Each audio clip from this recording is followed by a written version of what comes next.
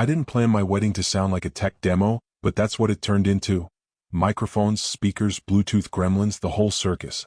I was 2 sentences into my vows, hands shaking but smiling because the man across from me had always been the calm in my noisy head. He was the one who'd text me random pictures of storm clouds and say, "Look, it's your favorite sky." He was the one who remembered my coffee order and my deadlines and how grief came for me every year around my mom's birthday. He had a way of making the world feel like a smaller, kinder room. I said, "You found me in fragments," and treated them like a map, and the room softened with that hush that happens when people witness honesty. Then the hush shattered. The speakers at the venue, big black things mounted on trusses by the DJ booth, crackled like they'd caught a cold. The officiant glanced up, eyebrows flicking. I heard the quick buzz of something connecting, the digital chirp that says, "Paired." And then a voice, female and bright and oblivious, sliced straight through the ceremony. "Message from Kay. You left your cufflink in my bed. Also, 4 p.m. tomorrow, same place?" Red heart. Laughter didn't happen. People love to laugh at weddings, bad jokes, toddlers waddling in, an inside quip about how someone burns toast, but nobody moved this time. Phones didn't even come up, like some collective animal instinct ordered the room to hold still. I felt it like static racing over my skin. I watched Ethan, my almost husband, as the words hung there and the hearts at the end kept ringing on a loop because, apparently, the whole message had been set to announce over connected audio. His jaw tightened so hard I heard his teeth knock. He hit his watch face with his thumb as if punishment could make it shut up faster. The DJ sprinted to the board, killed the sound. It was done. The words remained. Our officiant cleared his throat like he was coaxing the moment back. "Well," he said with a small laugh that didn't belong to him, "technology?" He moved his hand between us, a cartoon wave of calm. "Shall we?" "Who's Kay?" I didn't realize I'd said it aloud until I heard my voice through the mic, and then I heard my own breath, too fast, too loud. I saw my sister's eyes go wide in the front row, saw Ethan's mother press her hands to her lips, saw his best man shift like a guy who just realized he was sitting on a nest of hornets. Ethan's face did something I'd never seen before. Not guilt exactly, not fear. Calculation. Like he was flipping through a deck of answers, trying to pick the least lethal card. "It's a coworker," he said. His smile was the kind people use on customer service calls. "She's a jokester. That's a prank. She knows I'm getting married. It's a prank." He reached for my hands as if the gesture could hypnotize me back into the script. I didn't take his hands. The bouquet felt heavy, suddenly absurd. I wanted to tear the ribbon off and fling the flowers at the sound system like I could unsay anything at all. "A prank that involves your cufflink in her bed," I said. That was when the first ripple of noise moved through the room, whispers, a chair leg scraping tile, the faintest "oh my God." The officiant tried again to paste calm over it and failed. Ethan's best man, Ty, who had given a toast at the rehearsal dinner about how Ethan was the most loyal person he'd ever met, stood and half-laughed, but it broke in the middle. "Guys, I set that up," he said. "I sent it from my phone as a bit. I was going to turn it off, but the system—" "You sent a text from Kay?" I said. "Ty, do you have a K in your phone?" With a heart next to her name. He opened his mouth to say yes and closed it again fast, because the stupidity of what he was about to do probably brushed its fingers against the last protein of his conscience. He sank back down. Ethan reached again. "Maya," he said, my name like a plea now, soft and deliberate, the voice he used when I couldn't sleep. "Let's step aside for a second. This is nothing. It's a glitch. It's my watch reading out loud. I should have disabled that. I wanted to be the kind of woman who believed in glitches. I wanted to be the kind of woman who thought the universe was on her side in obvious ways, that all heartbreak came labeled and negotiable, that public humiliation wasn't the universe daring you to get honest. The room was full of people who came for vows and cake and happy tears, and all I could think was that I should have asked more questions when he started showering at odd times and coming home with the sleep-ruffled smell of hotel conditioner. I should have asked why we suddenly had a second Netflix account. I should have asked why there were 2 different flavors of toothpaste in the bathroom drawer when I prefer the minty burn and he prefers the off-brand chalk that tastes like disappointment. All those small questions lined up behind the microphone and asked themselves for me. "Who is she?" I said, quiet this time, to the man I was supposed to marry. "Who is Kay?" He looked toward the doors like the idea of distance had turned concrete. His mother, Marlene, stood. "It's nothing," she said, voice crisp, a woman who never met a problem she couldn't fix with an email. "Ethan, sweetie, do not dignify this with more attention. Can we just—" "Mom," he snapped without turning around, and the way he said it told me everything and nothing at once. I stepped back. The bouquet banged quietly against my thigh. The florist had tucked sprigs of rosemary in for luck, and it smelled like a kitchen memory while my wedding smelled like fear. "I want to see your phone," I said. When he hesitated, I felt something inside me pivot. Not a crack. A hinge. Some door I didn't know I had swung open into whatever room you enter when you stop giving your grace away for free. "Now." He lifted both hands a little like I'd pointed a weapon. "Maya, it's synced," he said, gesturing to the watch. "The phone's in my jacket. It's on Do Not Disturb. The system must have forced the audio. Can we take 5 minutes? Please." He looked at the officiant like the man was traffic control. The officiant nodded as if granting us a break could fix physics. We stepped to the side, away from the mic, away from the semicircle of faces that felt like a wall. We didn't making it to the wings. I held out my palm and he handed the phone over like it weighed 10 pounds. The case was smooth. There was a tiny nick on the corner from the time it slipped off our counter into the sink, and he'd been weirdly furious in a way that didn't match the damage. You learn the texture of a person's daily tools when you love them. I pressed his Face ID to the camera. It opened. I scrolled to messages. The names were ordinary. The nicknames weren't BTS Lime 1111K. The heart wasn't there. Red flag turned into red ocean. He'd renamed the contact to hide the heart from the glance of a fiancé who knew exactly which corners to trust. I tapped. The thread was clean for a second, like he'd scrubbed it. Then it wasn't. 3 dots. A message arrived with the kind of speed that means someone is already typing before their thought is finished. "Good luck at your meeting," it read. "Don't forget the silver cufflink. It's in the dish by my bed." The word bed was a small sharp knife. "Call her," I said. My voice felt like a stranger living under my tongue. He didn't move. "Call her." The DJ restarted some soft instrumental to fill the silence, which only made the world feel more absurd. Ethan's best man was whispering to our friend group in the second row with the panicked rhythm of a man trying to outrun his own cowardice. My dad stood up slowly, like a mountain learning to walk, and put a hand on the back of the chair in front of him. He didn't say a word. I dialed from Ethan's phone and pressed speaker. She answered on the second ring, voice warm and unhurried like someone answering from a sofa with sunlight on her knees. "Hey, you nervous?" "This is his fiancé," I said. It felt like announcing the weather after the tornado already tore the roof off. There was a quiet beat. Then a soft curse, an inhaled breath sharp enough to hurt, and words fast. "He said you broke up 3 months ago. He said you called the wedding off because you weren't ready. He said he didn't want to hurt you showing up with me." The sound that left me wasn't a sob or a laugh. It was a cough that didn't belong to illness at all. "What's your name?" I said, because I needed to turn this hazy K into a person with syllables. "Kendra," she said. I'm not trying to be this person. I thought.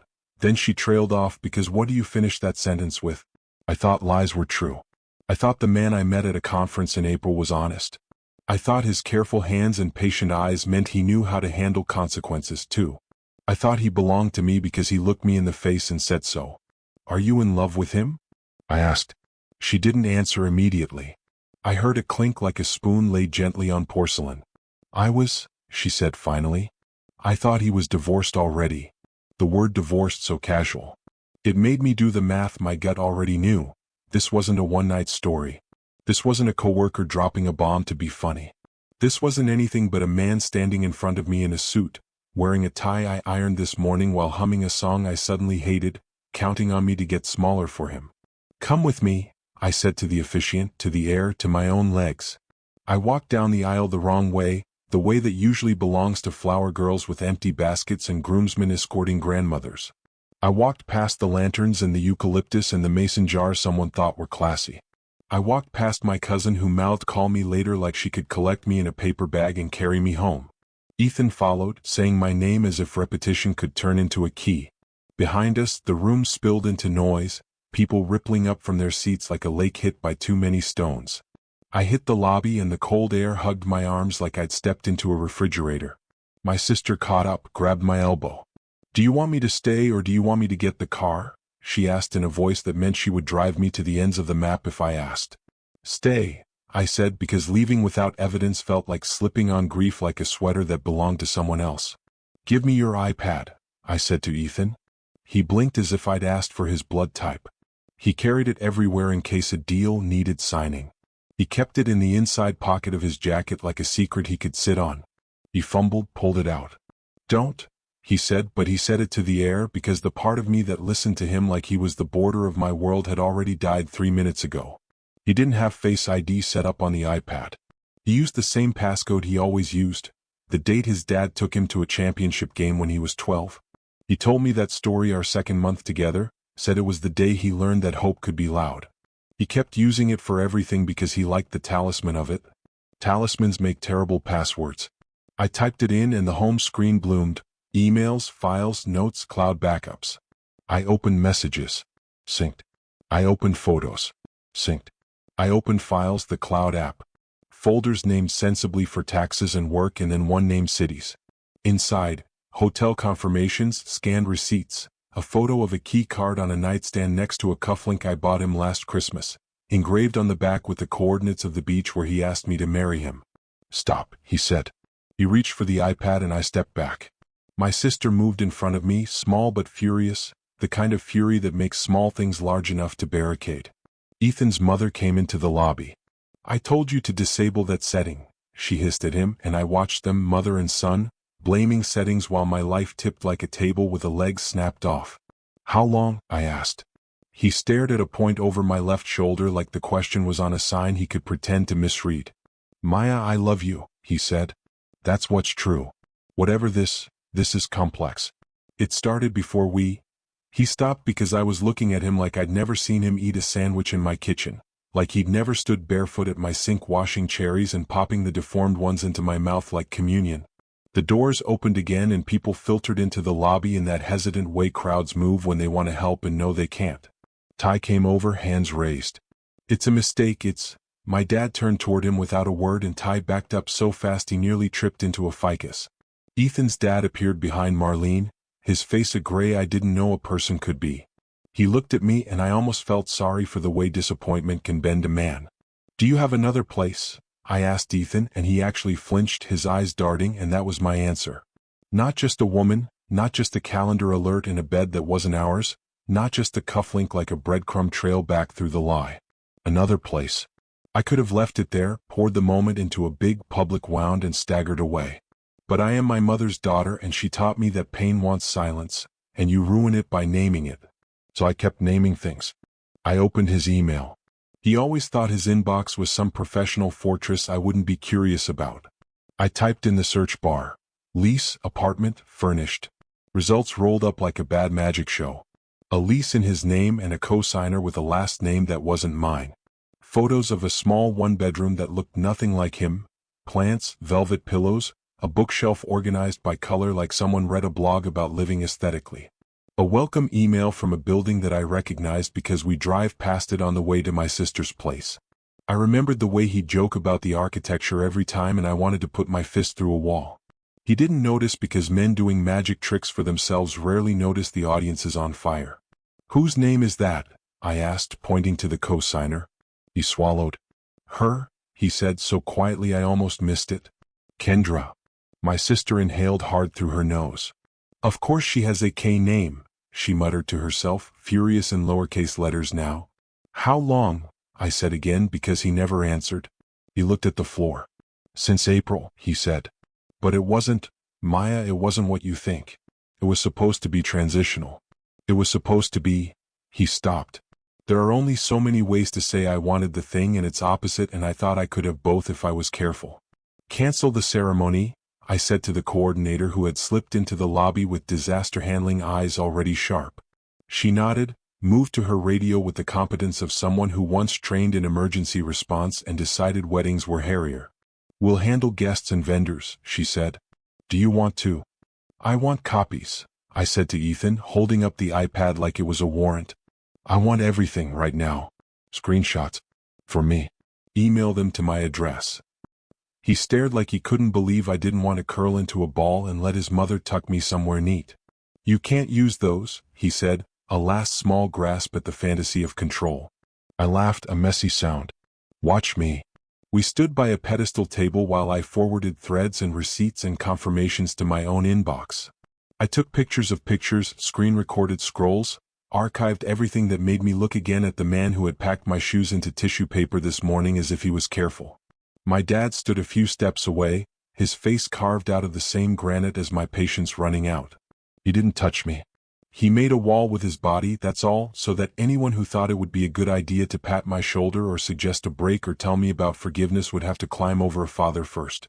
2 hours later, after guests were ushered to cocktail hour that became a quiet buffet for people who didn't know where to put their hands, after my best friend Dana spirited me to the bridal suite and pressed water into my palm like it was first aid, after Ethan tried to follow me and was intercepted by his own father saying 3 low words I didn't catch that made him step back like they had physical matter, I walked out in sneakers and my dress hitched in one hand and I left my wedding. Through the service door.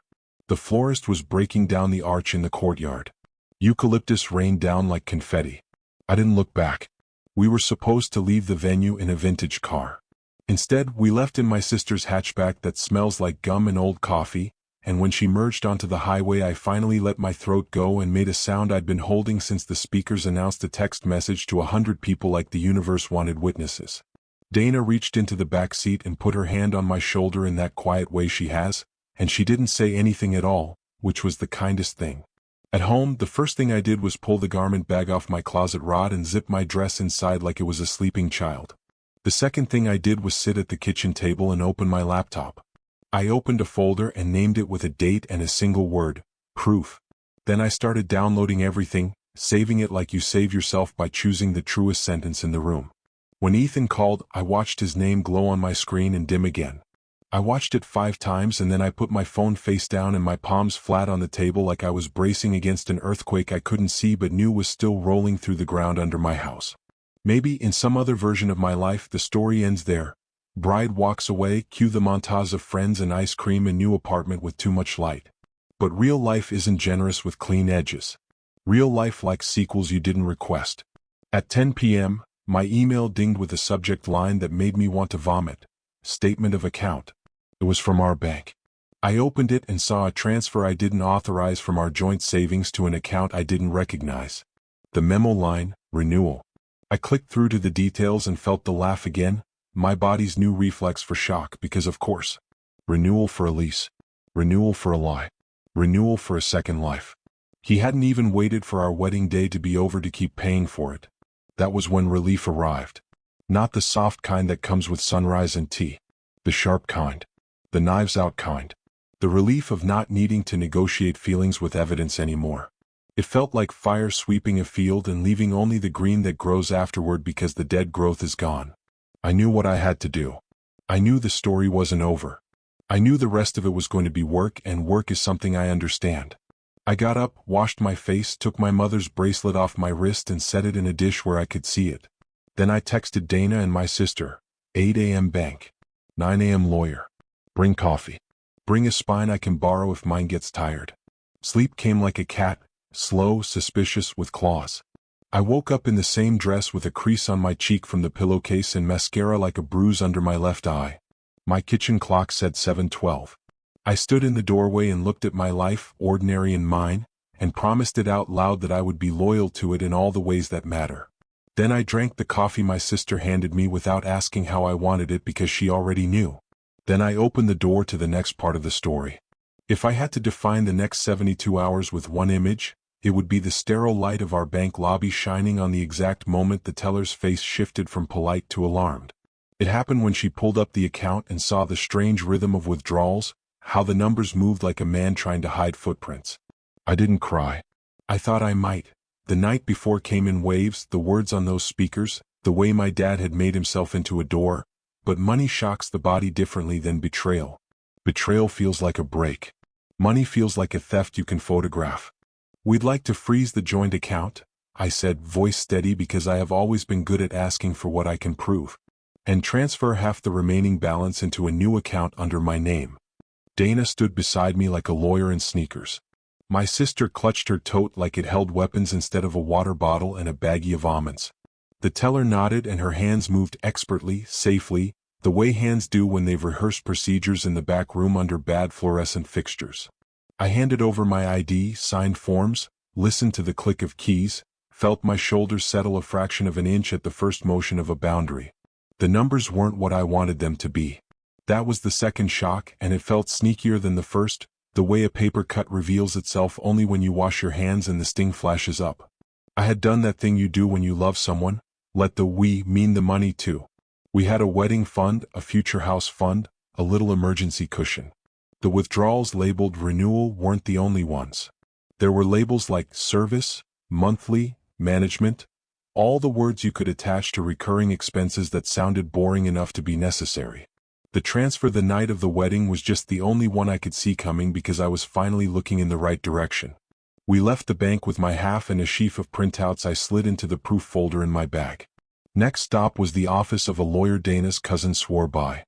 I walked into a lobby that smelled like rosemary and paper, and when the receptionist asked my name, I said it in that new way you say your own name after a public shattering. Like a line drawn on a map, like a promise not to get lost.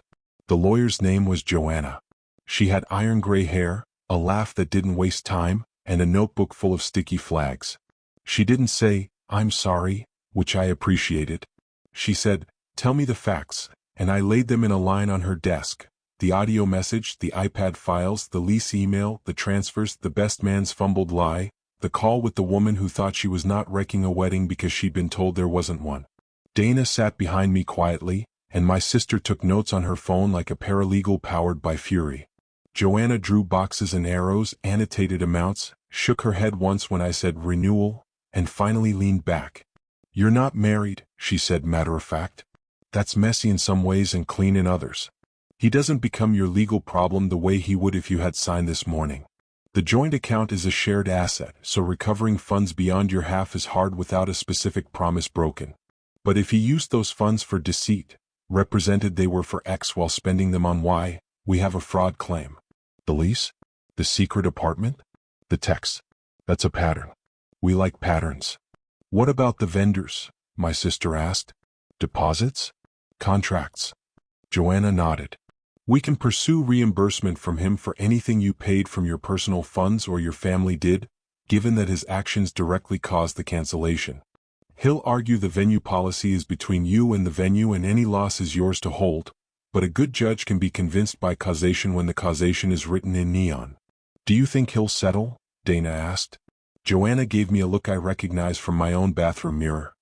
"He might," she said. "Cowards get loud and then tired. But we prepare for fight and hope for quit. In the meantime we protect what we can. New accounts. Password changes. Two-factor on everything. Do you have shared credit cards?" I did.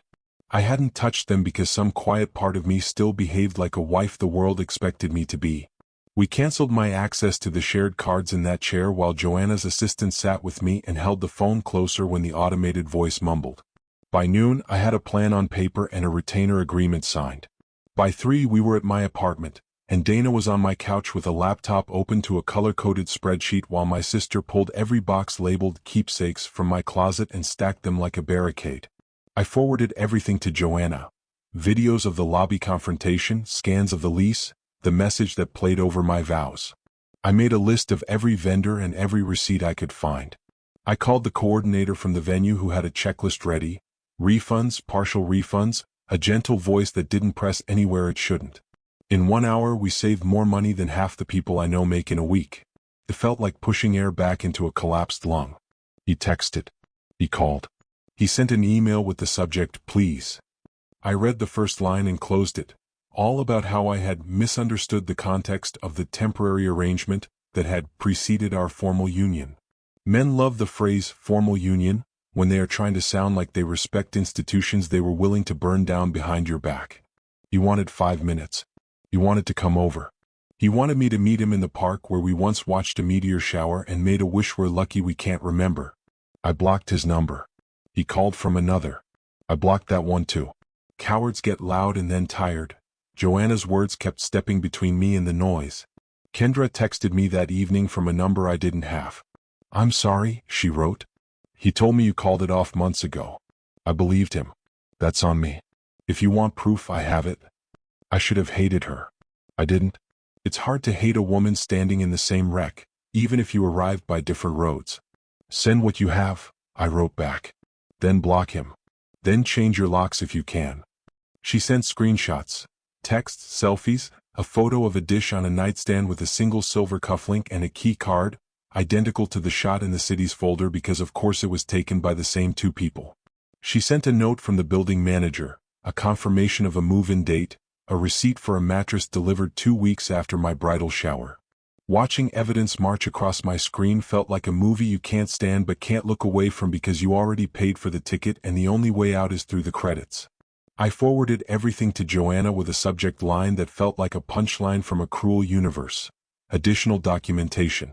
Then I went to my closet and pulled down the box of our engagement party photos and stared at our faces, the way people in love look out at the world like it belongs to them. We were little kids in grown-up clothes, all hope and no infrastructure. Sleep again arrived mean. It woke me at 3 a.m. with a flood of adrenaline and a list in my head. Utilities, health insurance, the spare key I'd given to his mother in a moment of goodwill because she worried about Ethan fainting alone the month he had vertigo. I got out of bed, made tea, wrote everything down. I wrote to Marlene and asked for the key back. She responded at 6 a.m. with a curt yes and an, "I'm disappointed in how you handled yesterday," like the whole thing had been a poorly executed networking event. I added her message to the folder because documentation is not rude when you are building a wall you'll need to lean against later. Day 3, my body finally remembered basic maintenance. Eat a sandwich, drink water, take a shower so long you feel like your skin might dissolve into clean. I went to the studio where I teach a restorative yoga class on Sundays because habit saves me when glamour can't. I moved 13 people through an hour of breath and ease, and at the end, when everyone lay still, a woman started quietly crying. It was not about me. It was about her own story. But grief recognizes grief, and my throat tightened in empathy rather than self-pity, and that distinction felt like a small miracle. I drove home without music and opened my email to a message from Joanna. Drafted demand letter attached. It was clinical in the way that turns emotion into math. It listed the transfers, the wedding payments, the lease. It set deadlines. It copied his lawyer, whom she had pulled from his company website like the world is nothing but connections if you're willing to tug. He replied 2 days later through counsel with a settlement offer that would have made me laugh last week and now just made me tired. It was small. It was insulting. It was classic. A breadcrumb he could throw so he could say he tried. Joanna called me before I could fire off anything dumb. "We say no," she said. "We file. Ill posture. Then we mediate. And when he realizes this will cost him more than he thinks, in time, in reputation, in the stupid little pride men hoard like currency, he'll blink." I trusted the certainty in her voice because I needed to borrow someone's. In the middle of all this, there was the apartment. Not the secret one.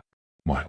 The one we had picked together, but I had paid for most of because my landlord liked me and not him, and I had the kind of credit score you earn by being boring before you learn boring is a kind of armor. I didn't want his smell in my kitchen. I didn't want his hoodie hanging off my chair. I didn't want to keep waking at 2 to the suggestion of his hand on my hip when it was just the cat jumping onto the bed after a midnight patrol of the hallway. So Dana and my sister came over with plastic tubs and music and a ruthlessness I admired. We packed his books into boxes labeled with his last name in sharpest so thick it looked like a warning. We stacked the boxes in the hallway and texted his father a time and said, "Pick them up then." Not him. Him would be a violation of something. Sanity, the restraining order I hadn't filed yet but would. His father came the next day with a dolly and didn't look me in the eye and said thank you in a voice that sounded like the bottom of a well. We found things I didn't want to find in the packing. A pair of pearl earrings I didn't recognize in a small zip pocket of his duffel. A receipt for dinner for 2 at a place we said we'd go together and never did. A little velvet pouch with a necklace that was not my style by 5 miles. He'd bought matching jewelry for a woman who thought she wasn't wrecking anything because she'd been told the house was already rubble. I dropped the pouch into the box labeled with his last name so hard the beads clicked like teeth. The therapist came on day 5 because Dana booked the appointment for me and texted me the time and address like it was a movie I couldn't miss. I sat in a room that smelled like lavender and asked me to look at a painting of a plant and told a stranger the bare bones. He lied in public, I said. He lied in private. He kept a second home. He took our money for a future and spent it on his other life. The therapist wrote a phrase on a legal pad and turned it around. Betrayal trauma, it read. She explained it like a math problem you solve by naming the variables. Your brain trying to reconcile two realities, the constant scanning for threat, the obsession with details like receipts and proof because the whole premise of the story was proofless for too long. Your brain is doing its job, she said gently when I admitted I wake at 3 a.m. and search my own memory for signs I missed. We'll teach it new jobs. Kendra texted again one morning with a photo of a plant by a window and the caption "New apartment," which I took as victory. Can I ask you something weird? She followed. Do you think he meant any of it? I stared at my phone and wanted to answer like a poet or a judge. Instead, I said what felt true and small enough to carry. He meant whatever he was saying while he was saying it. That's different from truth. She responded with a single word, ouch. Sometimes the honest thing is also the unkind thing, and I am learning to live with that. I heard from people I barely knew, college friends of his, a coworker he'd bragged to, the neighbor who thought he was charming because he helped her with groceries once. They said they were shocked. They said he wasn't like this. They said sorry like they hurt me by knowing him. I didn't answer most of them because turning your life into a museum exhibit for other people's relief is a full-time job I didn't apply for. Then he showed up at my building. Security called.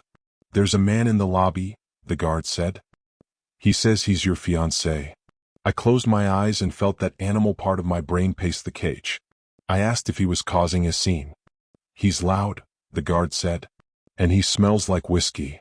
I called the non-emergency line because Joanna had written me a list and I'm good at lists. Call, document, don't engage.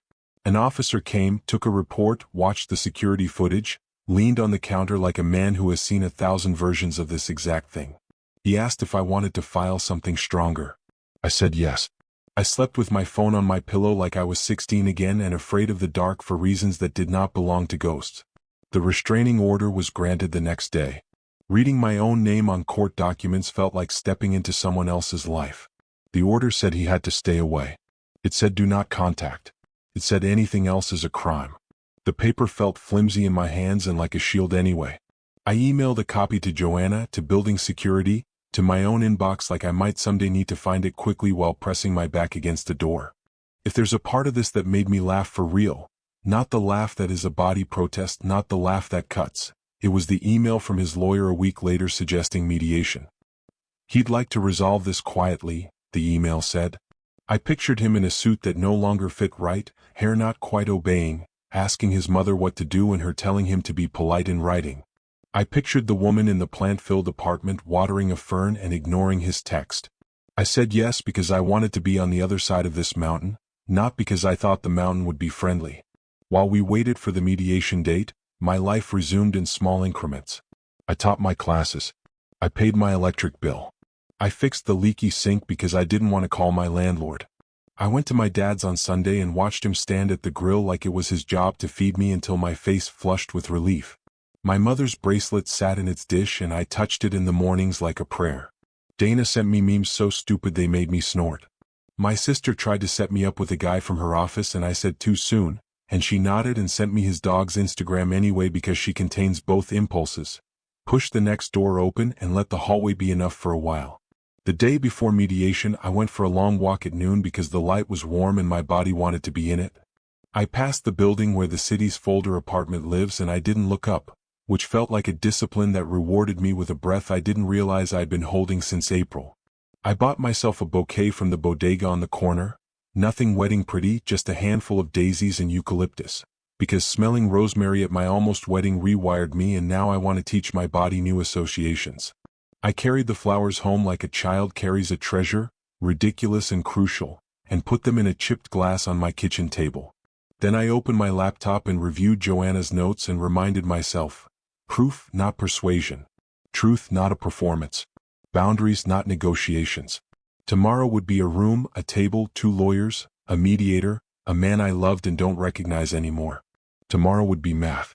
I washed the mug I was holding and left it to dry. I went to bed and slept until morning without waking once. It felt like a gift I did not say thank you for out loud in case I scared it away. Mediation feels like detention for grown-ups who think they're too clever to get caught until they do. The room was beige and the water was room temperature, and there was a bowl of butterscotch candies on the table like someone's grandmother furnished the place. Joanna had warned me, people say ridiculous things in these rooms. People posture. People try on versions of themselves like coats and see which one fits the temperature. Our job, she said as we rode the elevator, is to stay the same temperature no matter what coats they put on. He looked smaller. That was my first uncharitable thought. Not thinner, small. Like the space he used to take up in my head shrank and his body tried to match it. He wore the blue suit I always liked because it made his eyes do that lighter thing, and I had the obscene thought that he wore it on purpose because he remembered too. He tried to catch my eye and I did the thing I learned in yoga. Let the gaze soften so the thing you don't want to see blurs and the thing you need, a legal pad with notes, a lawyer with iron hair, stays crisp. The mediator was a man with the gentle voice of a pediatrician and the attention span of a hawk. He laid out the rules. He asked Joanna to begin. She did what I have always liked about her. She stacked facts like bricks and didn't put lace curtains on any of them. She said the dollar amounts without clearing her throat. She slid copies of emails across the table like rare coins she found in the couch cushions and was now returning politely. When she finished, he tried his coat on, remorse. This is the woman I love, he said. I made mistakes. He looked at me like emphasis was a magic trick. When we started planning our wedding, I panicked. Old habits, old fears. I didn't know how to end what shouldn't have started. He said words like anxiety and pressure and vulnerability like he'd raided a therapist's pantry and put all the ingredients in the wrong bowl. I could have spoken then. I didn't. I drank water. I twirled a pen between my fingers. I let silence be my rebuttal until Joanna put her hand lightly on my wrist in a little question. Do you want to? And I nodded. You signed a lease? I said to him, not to the room. You used our money for it. You lied to me in my house and your house and the house you weren't supposed to have. You didn't panic. You planned. The mediator looked down like he was pleased with the turn of phrase without wanting to show it. We haggled. That is an ugly word for an ugly hour. His lawyer wanted to talk in percentages. Joanna wanted to talk in whole numbers and receipts. The words good faith got used like a spell. He offered amounts that might have covered half the florist and one string of bistro lights. We said no. He countered, blustering. We said no. It became a math problem that did not require poetry, and I am not sure I have ever loved math more in my life. We took a break and I went to the bathroom and looked at myself in the mirror and thought of how my face looks like my mother's in 3 specific ways. The line between my brows when I concentrate, the angle at the corner of my mouth when I am bored, and the way my eyes change shape when I decide I am done. I walked back into the beige room and sat down and watched a grown man I planned to marry run out of coats. The last one he tried on was rage. He put his hand on the table and flattened it like he could iron out the terms. You're trying to ruin me, he said. You're trying to take everything. You're confusing consequence with theft, Joanna said, and that is why I pay her. He blinked. The mediator cleared his throat gently. It seems to me, he said with all the compassion of someone who has seen 1,000 boondoggles, that we'll finish this faster if we skip dramatics. He named a number close to Joanna's last number. He suggested a repayment schedule and a lump sum from a third party. I looked at the calculator in front of me like it was a talisman. Joanna made a small line on her pad and slid it toward me. This is fair. This is speed.